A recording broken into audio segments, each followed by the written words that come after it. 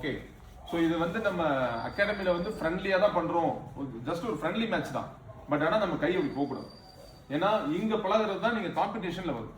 நீங்கள் நல்லா யோசிச்சு பாருங்க, ஒரு காம்படிஷன் போகிறோம், இந்த மாதிரி நீங்கள் ஜட்ஜாக ஒர்க் பண்ணும்போது உங்களோட மைண்ட் செட் எப்படி இருக்கணும் அப்படின்னா, இப்போ ஜட்ஜஸாவோ ரெஃப்ரியாவோ இருக்கீங்க அப்படின்னா, ஏன்னா இந்த ஃபீல் யாருக்கு கனெக்டிவிட்டி ஆகும் அப்படின்னா, எப்படி இந்த ஃபீல் யாருக்கு கனெக்டிவிட்டி ஆகும் அப்படின்னா, ஒரு நல்ல கோச்சுக்கு மட்டுமே இது கனெக்டிவிட்டி ஆகும்.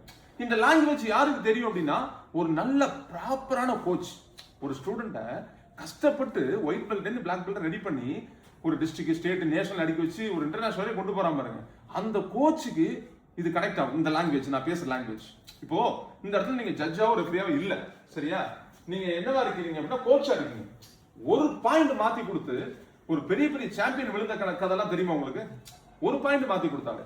அப்போ நீங்க இந்த இடத்துல ஜட்ஜா யோசிக்க கூடாது, ரெஃப்ரி யோசிக்க கூடாது, ஒரு கோச்சா யோசிக்கணும். உங்க ஸ்டூடெண்ட் உள்ள பண்றாங்க, வேற ஒரு ரெஃப்ரி பேனல் உள்ள உட்காந்து ஒன் சைடு பண்றாங்க, ஜஸ்ட் ஒரு பாயிண்ட் மாத்தி கொடுக்குறாங்க. நம்மளுக்கு எப்படி வழியா இருக்கும்?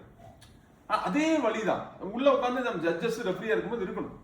இன்னைக்கு நிறைய நடந்துட்டு இருக்கு. இன்னைக்கு ஸ்மார்ட்டா பண்றாங்க. தன்னோட பையனோ தன்னோட பொண்ணு இன்னைக்கு காம்படிஷன் கூட்டிட்டு போய் அங்க ஒரு டீம் செட் பண்ணி வின் பண்ண வைக்கிறாங்க.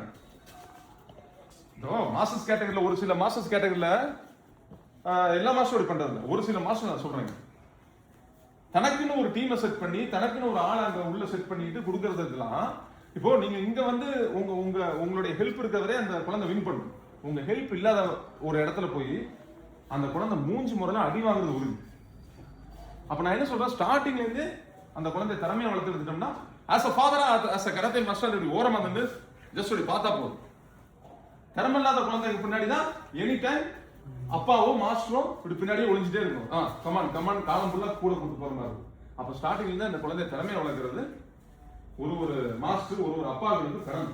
Okay, come to the point. அதனால எப்பவுமே சரி, ஜட்ஜ் பண்ணும்போது ரெஃப்ரி பண்ணும்போது நம்ம கிளாஸ்ல தான் பண்றோம் அப்படின்னு ஒன் சைடு இல்ல தெரியாம கொடுத்துட்டேன். நோ, தெரியாம ஒரு டைம் பாய்சன் கொடுக்க முடியுமா? தெரியாம ஒரு டைம் கிணத்துல விழுக முடியுமா? அதுக்கு சமம் இதுவும். So be honest.